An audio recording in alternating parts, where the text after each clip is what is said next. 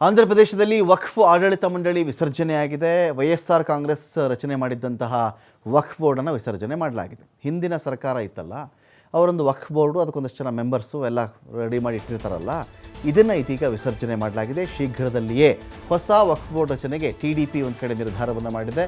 ಹಳೆ ಬೋರ್ಡನ್ನು ವಿಸರ್ಜನೆ ಮಾಡಿಕೊಂಡು ಹೊಸ ಬೋರ್ಡನ್ನು ರಚನೆ ಮಾಡಬೇಕು ಅಂತೇಳಿ TDP ನಿರ್ಧಾರವನ್ನು ಮಾಡಿದೆ. ಹಳೆ ವಕ್ಫ್ ಮಂಡಳಿಯಲ್ಲಿ ತುಂಬ ಸಮಸ್ಯೆಗಳಿದ್ವು, ಲೋಪದೋಷಗಳಿದ್ವು. ಆ ಒಂದು ಹಿನ್ನೆಲೆಯಲ್ಲಿ ಅದನ್ನು ವಿಸರ್ಜನೆ ಮಾಡಲಾಗಿದೆ.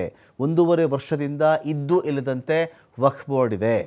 ವಿಸರ್ಜನೆ ಯಾಕೆ ಮಾಡ್ತಾರೆ ಅಂತ ಹೇಳಿದ್ರೆ, ಸುನ್ನಿ ಶಿಯಾ ವಿದ್ವಾಂಸರಿಗೆ ವಕ್ಫ್ ಮಂಡಳಿಯಲ್ಲಿ ಪ್ರಾತಿನಿಧ್ಯ ಇಲ್ಲ ಅಂತ. ವಕ್ಫ್ ಸದಸ್ಯರಾಗಿ SK ಖಾಜಾ ಆಯ್ಕೆ ಕುರಿತು 3 ಮಾಜಿ ಸಂಸದರಿಗೂ ಕೂಡ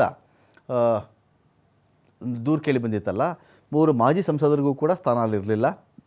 ಹಲವು ಕೋರ್ಟ್ ಕೇಸ್ಗಳ ಕಾರಣದಿಂದಾಗಿಯೂ ಕೂಡ ವಕ್ಫ್ ಅಧ್ಯಕ್ಷರು ನೇಮಕವಾಗಿರಲಿಲ್ಲ. ಹಾಗಾಗಿ ಇಂಥ ಬೋರ್ಡೇ ಬೇಡ ಅಂಥೇಳಿ ಆ ಒಂದು ಬೋರ್ಡನ್ನು ವಜಾ ಮಾಡಿದ್ದಾರೆ.